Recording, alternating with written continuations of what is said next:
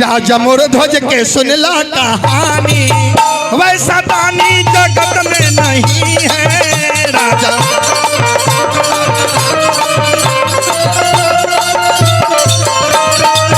राजा मोर ध्वज के सुनला कहानी, वैसा दानी जगत में नहीं है राजा मोर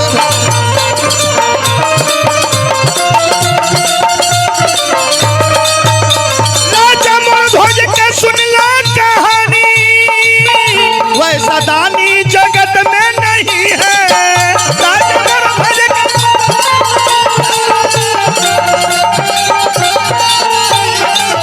वैसा दानी जगत में नहीं है, वैसा दानी खाली मोर ध्वजे ना। उनकी रानी थी बड़ी सतवंती, उनकी रानी थी बड़ी सतवंती, वैसी नारी पतिव्रता नहीं है।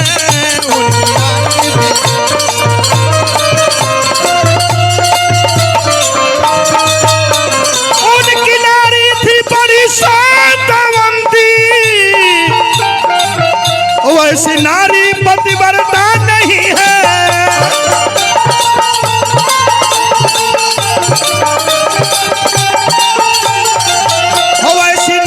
पतिव्रता नहीं है वैसी नारी।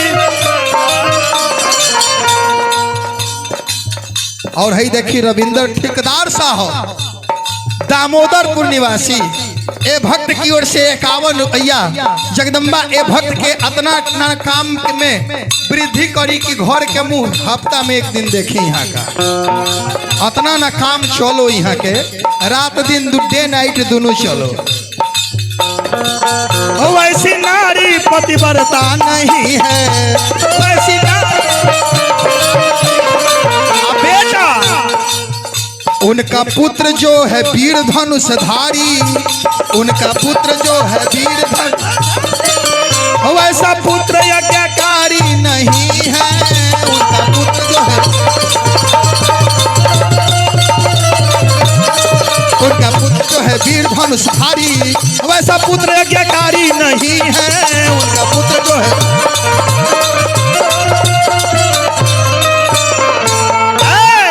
कथा कहां से रही?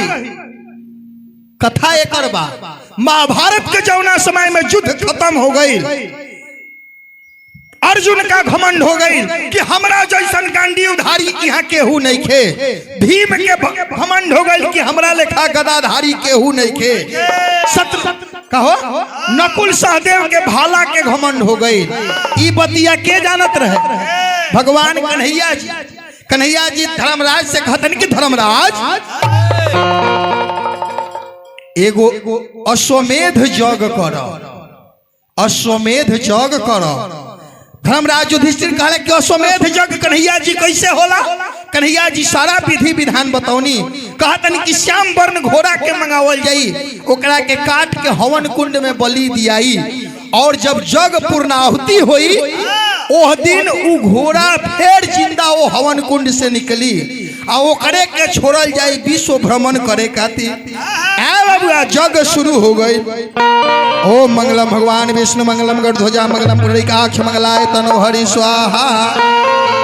शुरू हो गई यज्ञ के। जब पूर्णाहुति भई ओ में से उहे श्याम वर्ण घोड़ा जिंदा निकलल कहो, और ओकरा के घोड़ा के माथा पर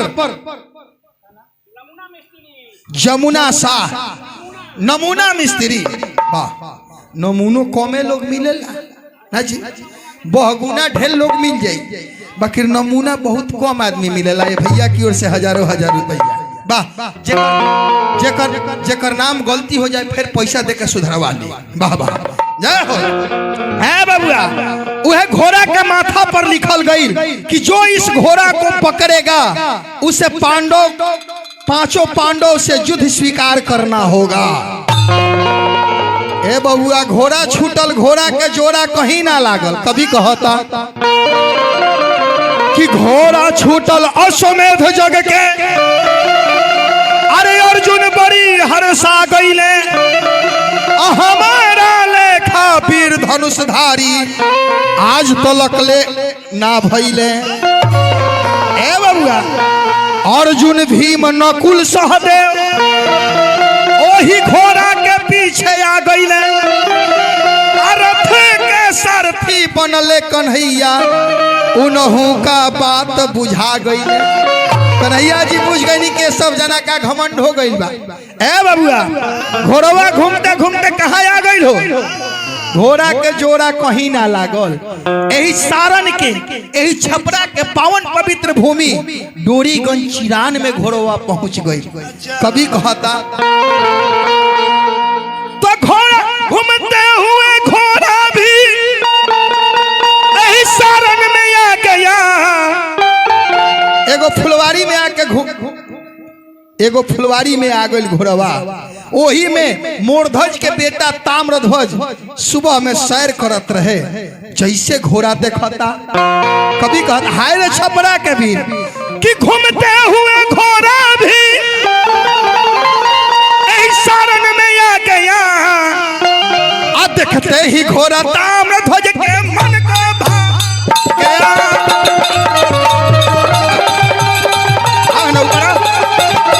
देखते ही घोड़ा ताम्रध्वज के मन को भा गया।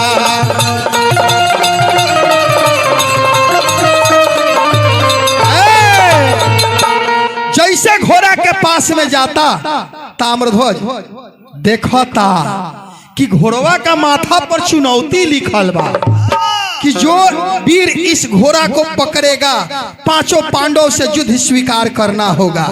ए बाबू हाय रे छपरा के वीर रोआ खड़ा हो गई।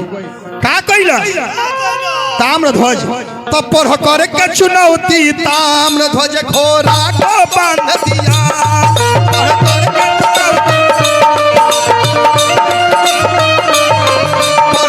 चुनौती ताम्रध्वज घोड़ा को बांध दिया।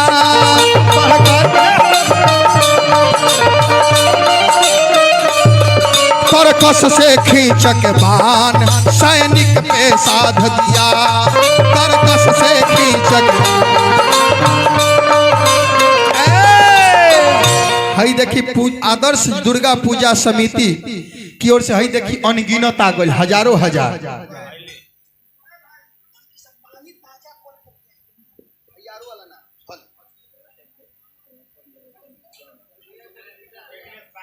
छपरा के वर्णन में रतनपुरा छपरा के रतनपुरा द्वापर में रहे। वाह देखी तो हमारे रामपुर में गाँव हो मास्टर साहब जय हो। रतनपुरा जहाँ पर रत्न का भंडार हो वो रतनपुरा है। जय हो। हाई देखी हई ए बबुआ ताम्रध्वज घोड़ा के पकड़ के बांध देलस और सारा सैनिक के देखो तक कि हजारों हजार मात्रा में सैनिक बने। एगो बाण निकलस और एगो बाण छोड़लस। सारा सैनिक लोग सुत गइल मूर्छित हो गइल।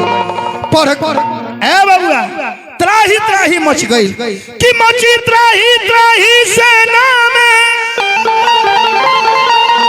नकुल सहदेव आ गए। नकुल सहदेव भाला लेके आ गए। ताम्रध्वज बाण मरलस। ताम्रध्वज के भीषण बाणों से वे मूर्छा खा गए। ताम्रध्वज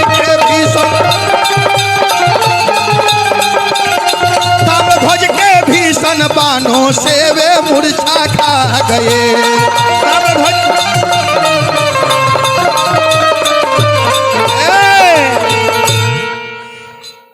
नकुल सहदेव के मूर्छित कर दिलस। ई बतिया के देखत रहे। ये देख कर के भीम भी क्रोधित हुए बड़े। भीम गदा चमकावत अइले बस एगो बाण कान तक खींच के छोड़लस। भीम के वज्र जैसन छाती में लागल। भीम मुंह से खून दे के मूर्छित होके गिर गइले। ए बाबू तो भाइयों को देख अर्जुन गांडी उधारी अर्जुन आ गइल थी।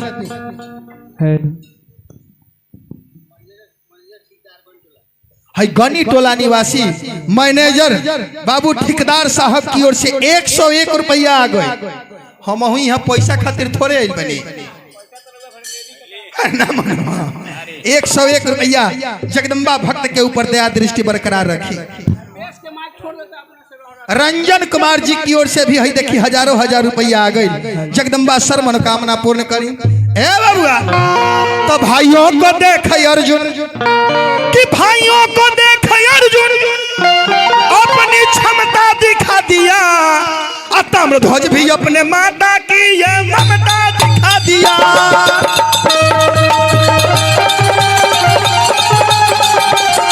ताम्रध्वज भी अपने माता की ये ममता दिखा दिया।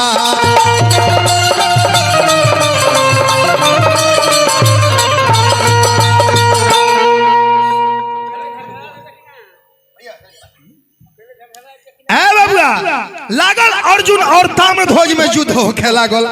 अर्जुन का कइले?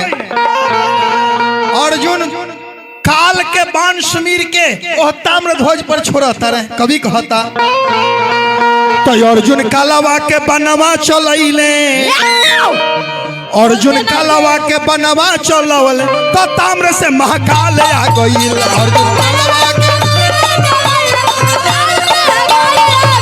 अर्जुन कालवा के बनवा चलैले तो ताम्र से महाकाल आ गइल।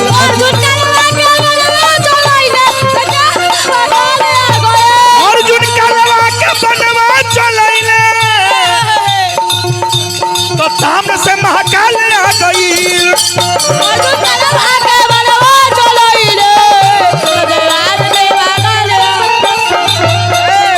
ओकरा बाद का भइल? अर्जुन के बाण काट देलस।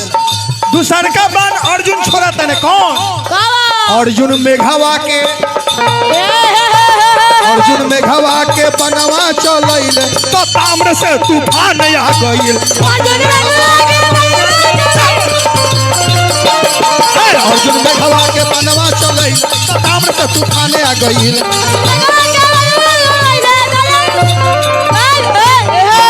लिखल बा कि खाली अर्जुने के ना भगवान कन्हैया जी के भी माधव संग अर्जुन को ताम्रध्वज बेहोश कर दिया। माधव संग अर्जुन को ताम्रध्वज बेहोश कर दिया। लेकर के झंडा विजय की जय घोष कर दिया।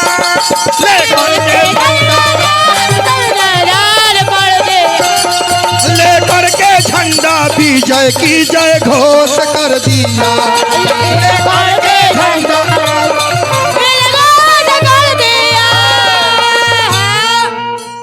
थोड़ा देर का बाद अर्जुन का होश आयल बा। जब अर्जुन का सांस में प्राण आयल बा भगवान कन्हैया जी के चरण पर गिर गईले। अर्जुन कहत रहे कि हे केशव। अर्जुन का जब होश आयल तब कृष्ण के चरण पर गिर गईले। आई के करह बालक केशव मामला बहुत गंभीर भइल। हाय रे छपरा कहो ई केकर बालक हो? अर्जुन पूछता रे। कन्हैया जी कहतनी कहले कान्हा की सुनो ये अर्जुन ई बालक बड़ी ज्ञानी हो। अमरध्वज के ई बेटा हवे एकर बाप बड़ी दानी हो। अदानिये ना हो भक्ति में स्थान बयागे। अरे ठहर न पावे इंद्र वरुण रोजे ना रानी पतिव्रता सतवंती सतियन में स्थान उनकर। अर्जुन कहले कि हमरो लमहर भक्त बराऊ आ तो हक। कन्हैया जी कहतनी हाँ अर्जुन। अर्जुन कहले कि हम ऐसे ना माने। अर्जुन कहले कि हे केशव आज चल के परीक्षा ले ही के बाद आ कई संतानी मोर ध्वज बारे आज उनहू के देखही के बाद। कन्हैया जी कहतनी कि परीक्षा मत ले अर्जुन। परीक्षा लेब फेर में पड़ जाइब। अर्जुन का भक्त के हठ पर भगवान भी झुक जाइला। भक्त के हठ हो गई ना सरकार आज परीक्षा लेवे के बाद। कन्हैया जी कहनी ठीक बा अर्जुन चला। अपने साधु बन गई अर्जुन के चेला बना लेनी। कहो और अर्जुन के चेला बना लेने है लइका है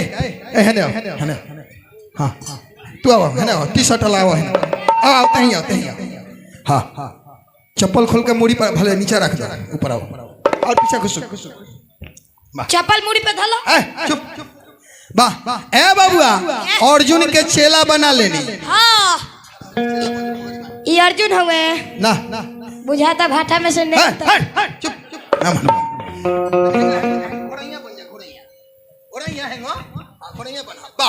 घोड़ैया चलल बड़ा वाह वाह अर्जुन खड़ा हो अर्जुन के चेला बना ली खड़ा हो जा बाबा और जमराज के सुमिरन कैले जमराज आओ के कहत रहे हाँ केशव काहे के बोले नहीं हाँ कन्हैया जी कहत नहीं कि तू सिंह बन जा जमराज सिंह बन गई परमानेंट तो ना बाकी रेडीमेड बना देना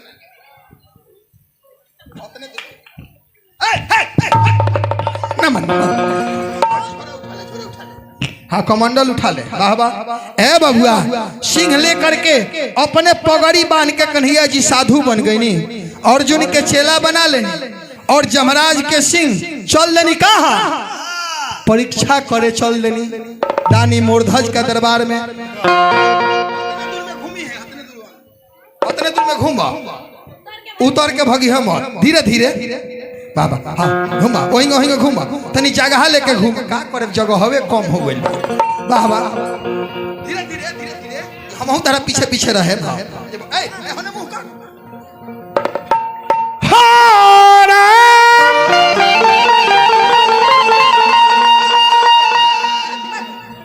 कि मदन मुरारी चलल राजा का दुआरी हो भिखारी बन के ना कन्हैया जी भिखारी बनतन जे जगत के देवे वाला बा उ आज एगो राजा के परीक्षा लेवे खातिर भिखारी बनतन अभिनंदन भैया भिखारी भी 3 प्रकार के होले कौन एगो लोकल भिख मांगा एगो हाई क्लास के भिख मांगा एगो स्टैंडर्ड भिख मांगा ना अंतर बा तीनों में लोकल भिख मांगा सवेरे घूम जाए 4 दुकानी मांग जन्म भर लोकल भिख मांगा हो हाई क्लास के भिख मांगा के हो जितना देश के छोटा नेता बारे सो इहो एगो भिख मांगे हवे सो काहे कि जे बड़का के पैसा खाला ओकर कुछ रोसेला लेकिन इंदिरा आवास के 1,40,000 पास बा आवत ऊपर से यहाँ गरीब का मिलत समझ ली कि 1,20,000 पर चल बन जाता हमरे गांव में बनल है चलल है बगले में कहो उ हाई क्लास के भिख मांगा होंगे आ स्टैंडर्ड भिख मांगा के हो हमनी के हई सब जेकरा से नहीं पैसा लेवे के ओकरो से लेवे के पड़ल परसवे एगो भगिना दे देलक 501 रुपया दोहरिया के देवे के पड़ल सबेर में काजी के रवियो भिख मांगे हैं तब का हमनी के स्टैंडर्ड भिख मांगा है सब लोग दिन में मांगेला हमनी के रात भर जगा के ली ले सबकर बैंक दिन में खुलेला रवि भैया राउर बैंक रात में खुलेला कि ना खुले बाबा भगवान कन्हैया जी चल लेनी राजा के द्वार पर कैसे हो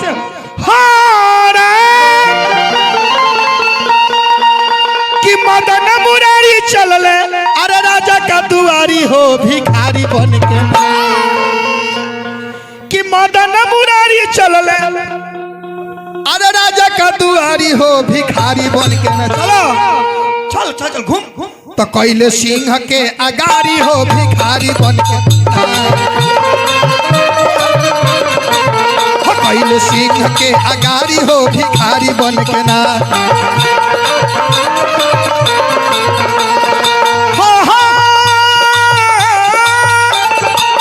हाथ में कमंडल मृग छाल जाता धारी हो भिखारी बन के ना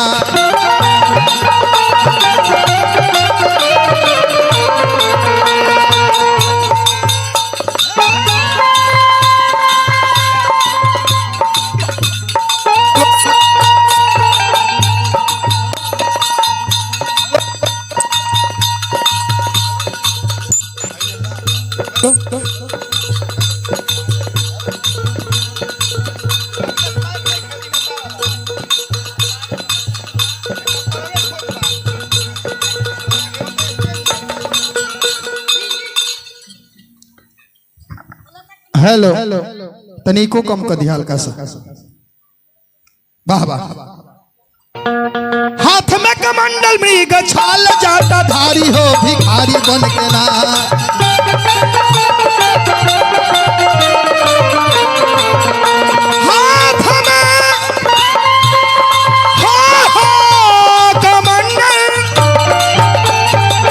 हाथ में कमंडल मृग छाल जाता धारी हो भिखारी बन के ना।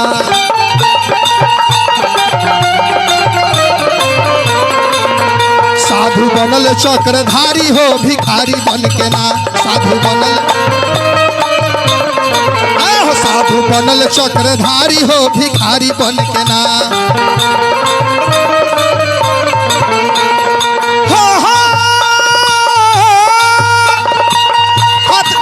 लइका बनाई चलल आइल बा मदारी हो भिखारी बन के ना।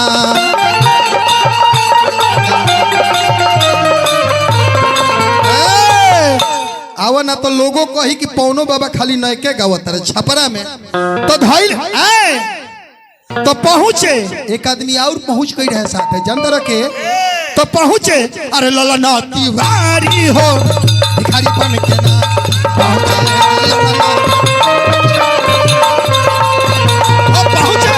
ललना तिवारी हो भिखारी बन के ना पहुंचे।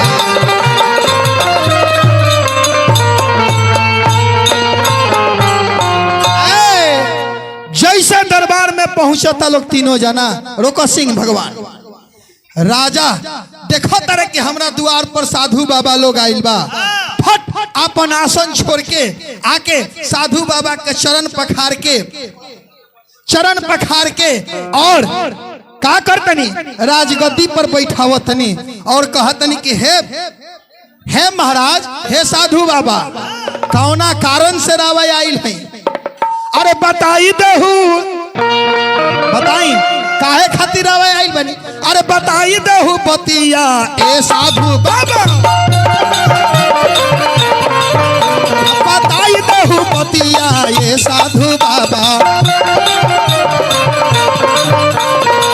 कौन करनवा से आईनी राजधनिया कौन का चाही हमारा से बोली ना बचनिया।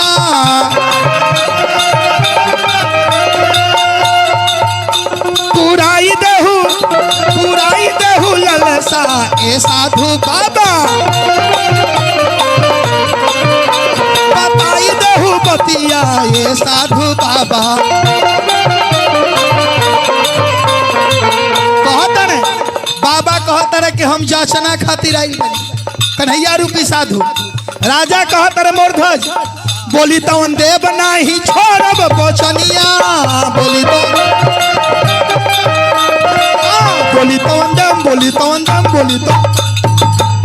तो देव नाही छोड़ब बचनिया। हाँ पंडित ललन जी लिखल रौड़ी कहानिया पंडित पुराई देहू ललसा ए साधु बाबा बताई देहू बतिया ए साधु बाबा। कन्हैया रूपी साधु कहतनी देख अर्जुन पहिलका परीक्षा लेतनी। कन्हैया जी कहतनी की जाचना वाह वाह कहीं बाबा केने असम चलल बा। अरे हम ए राजा हम एगो जाचना लेवे खातिर आइल बनी। हम मांगब तो मिल जाई। सुनले बानी तू महादानी हव जौन मांगब तो दे देबो ना नानू कहबो दे देबो न कह तनी कन्हैया जी की जाचना खातिर आइल बानी। अरे राजन हमरो मानी बचन हमर सिंह बा कई दिन के भूखा एकरा के देती भोजन। हमार सिंह बड़ी भूखाइल बा एकरा के भोजन दे दी। राजा कहले कि सुनी राजा कहले कि सुनिए बाबा अरे रौरोया से पूरा दीही कहीं तो भेज के जंगल जलाभ के कौनो जानवर के मांस मंगा दी। बाबा रूपी कन्हैया जी कहतनी ना ना राजा, अरे राजा हमार शेर का अगर जो जानवर के मांस खाए के रही तो तारा लेखा ढेर दानी लोग रास्ता में भर रहा। हमार सिंह जानवर के मांस ना खाई। का खाई? कहत रे कन्हैया जी कि सिंह मेरा नहीं और किसी मांस से, सिंह मेरा नहीं और किसी मांस से, भूख अपनी न राजन बुझाएगा यह, भूख अपनी न राजन। दे चुके हो वचन उसको पूरा करो, दे चुके हो वचन उसको पूरा करो, तो भक्त के पुत्र का मांस खाएगा यह। दे चुके हो वचन उसको, दे चुके हो वचन उसको पूरा करो, भक्त के पुत्र का मांस खाएगा यह।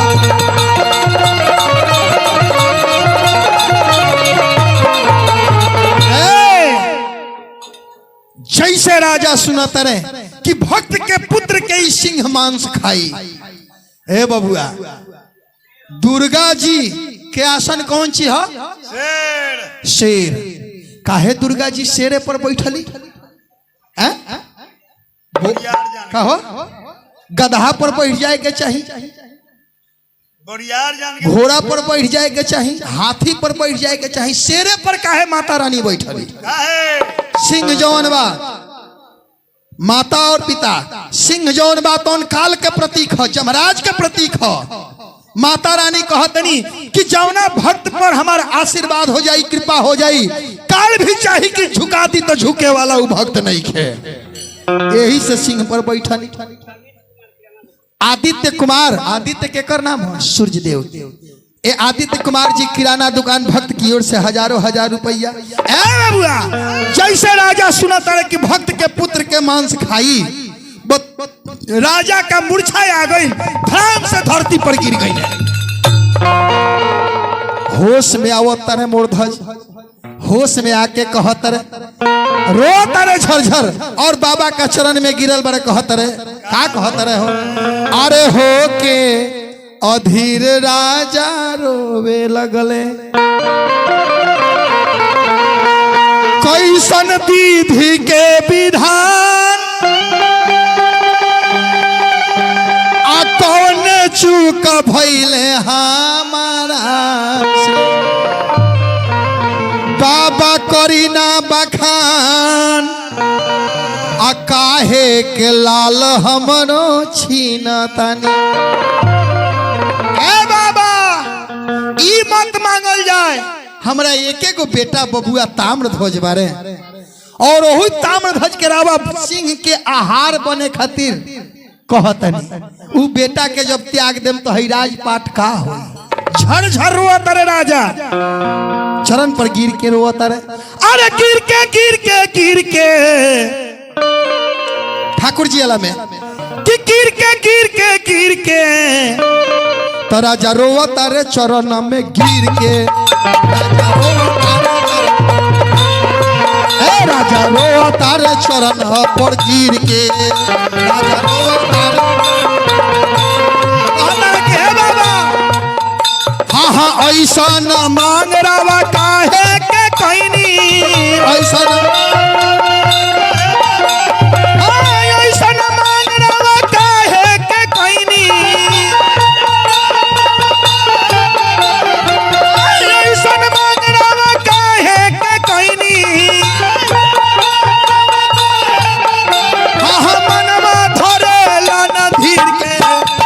रोआ तारे चरण पर गिर के, राजा रोआ तारे चरण पर, राजा रोआ तारे चरण पर। वही समय में बाबा का और राजा का बात होता, वही समय में अरे वही रे जाता रावा में रानी उहाया गली, ओही रे जाता रावा में रानी उहा गईली। कहीं कहीं स्वामी समाचार हो, कहीं कहीं तरी कि स्वामी आज तक इतना उदास रावा के कभी ना देखले रहनी हो, काहे उदास बनी? का बात हो घोपरा से धान चढ़ गइल बा, काहे रोत तनी? काहे रोत? आखिर बताई काहे रोत तनी? कारण का बा? नहर में पानी आ गइल बा, धान दहा गइल बा, कहो काहे इतना अधीर बनी? राजा कहा करे कि रानी तू मतारी हो, बाप के तो कम, लेकिन बेटा पर मतारी के ममता बहुत अधिक होला। सुनबू तक तो हर करेज फाट जाई। रानी कहत रही कि हमहू छपरा के वीर के एगो स्त्री हई, ओहू में वीरे ना महादानी के स्त्री। बताई का बात है? काहे रोतनी? राजा झरझर रोत रे, कहत रे रानी सुनो, सुनबू तो करेज फाट जाई। रानी कहत रही ना बताई। अर्धांगिनी के मतलब होला पुरुष के आधा अंग के मालिक होला, ओकरे के अर्धांगिनी कहल जाला। ए बबुआ, आजकल के लक्ष्मीनिया से कहाए जाओ ना कि एगो बेटा होके, कहाए जे अपना बेटा के दे 10 सिंह के भोजन बने के बा तो दिहे से मार के मुंगा दिया बढ़िया से कर खाई, हरी से मुंहे पूछ ली है सही के। लेकिन हाय रे ए छपरा के वीर के स्त्री, दानी के स्त्री कहत रे राजा 7 मात्रा में भैया कहत रे कि जाचना खातिर, अरे जाचना खातिर साधु बाबा द्वार पे आइले, जाचना खातिर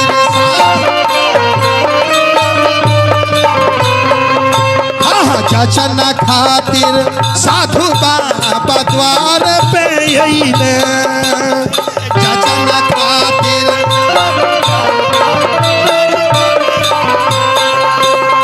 अपने साथ सिंह और चेल भी लैले, अपने साथ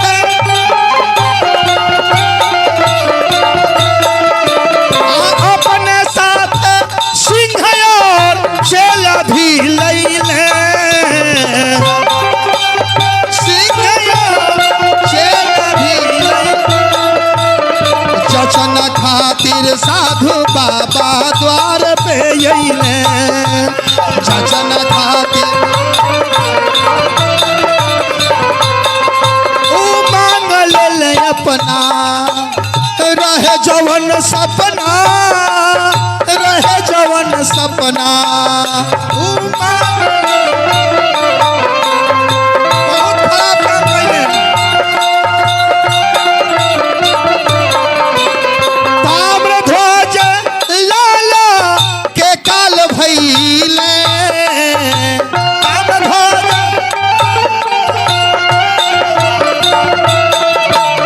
जाचना खातिर साधु बाबा द्वार पे आइले, जाचना खातिर ऊ मांग ले अपना, रहे जवन सपना, रहे जवन सपना।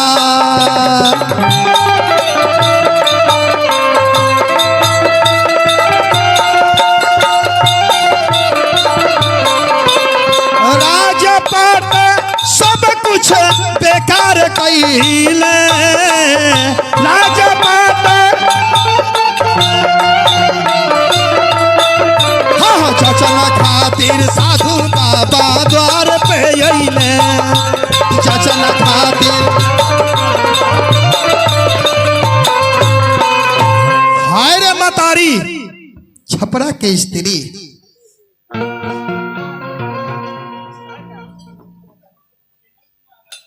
ए बबुआ, हमार सुनील भैया कहत रहे कि झांकियो तनी देखा दिया, यहाँ झांकी लायक जगह नहीं खे।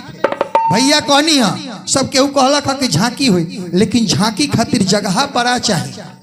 काहे कि फुलवारी में जब भगवान जाई, एक साइड से भगवान राम आई और एक साइड से सीता जी आई, दृष्टि मिलाप हुई, तब न सीता जी गिरजा जी के जगदम्बा के पूजा करो, तो ओकरा खातिर स्पेस नहीं है। लेकिन झांकी जौन तैयारी बा, लास्ट में थोड़ा सा रावा सभे के दिखा दिए झांकी। वाह हाई देखी कथा बह गई बा। हम आइल बनी दुर्गा जी के दरबार में, लेकिन पावन पवित्र भूमि पर हो रहा बा। दुर्गा जी के अवतार हम ना गई थी, दुर्गा जी से भी पहले महाशक्ति के अवतार के भई रहू गई थी ना। लेकिन चलिए आई तनी है छपरा में आ जाए, काहे कि जन्मभूमि हमार छपरा है, सब प्रसंग पर गर्व रहेला। आज वारा साइड में जाई लेकिन हम ब्यास के हिलावत टाइम ना लगे, यही सब प्रसंग पर। वाह वाह। रानी कहो तारी की बस एगो बेटा के मांग ले बड़े, वही खातिर रहुआ अपना अधीर भइल बनी। हाय रे दानी के स्त्री कह तारी रानी, तू सुध की माता हूँ पत्थर हृदय पे धरी, तू सुध की माता हूँ पत्थर हृदय पे धरी, स्वामी अपना न मुख सत्य से मोरिए, स्वामी अपना न मुख सत्य से मोरिए, दे चुके हो वचन उसको पूरा करो, दे चुके हो वचन उसको पूरा करो, छोड़ो सुध को मगर सत्य मत छोड़िए, दे चुके हो वचन,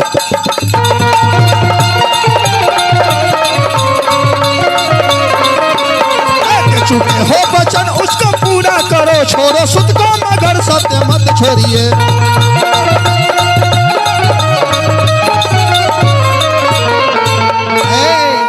जैसे ही रानी को हतरी वही समय में लइको आ जाता, ताम्रध्वज आवता, कहता माँ और पिताजी बड़ा सुंदर काहे अधीर भनी। सब लोग ई बात कहता, ताम्रध्वज हाय रे बेटा होखे तो वैसा न तो आजो कल बेटा होता लो। बाबूजी एक लोटा पानी खातिर खटिया पर कराहत रे कहो, आ श्रीमती जी भीतर से ठकठकावत री। बबुआ पूछा तारे का हो, अतः एगो सिगरेट ले हम बाजार से। बाबूजी के पानी नहीं खा दिया, लेकिन श्रीमती जी के अमल खातिर नाशा खातिर सिगरेट किन के फट दे चला। बाबूजी बबुआ आवत रे बाहर से, बाबूजी खेत में कुदारी चलावत रे धोती खुट के आवत रे तो माथा नहीं खे ना, डायरेक्ट मारत रे good morning mister father, good morning.